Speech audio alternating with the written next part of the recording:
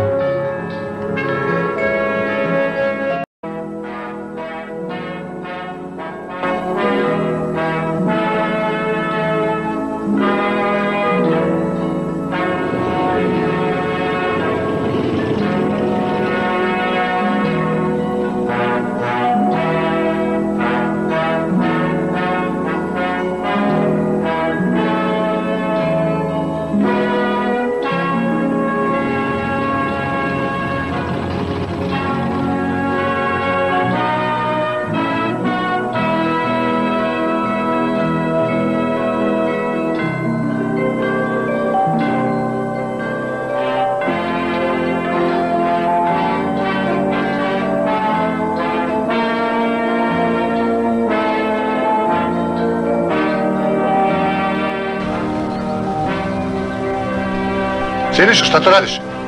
Kopam liste. Pa jesi ti normalan? Pa raskopo si ceo travnik. Ovdje su najkvalitetniji. Opet će da plaćaš kaznu gradskom zeleniku. Milutin, ne razumeš ti nas, Petaroš?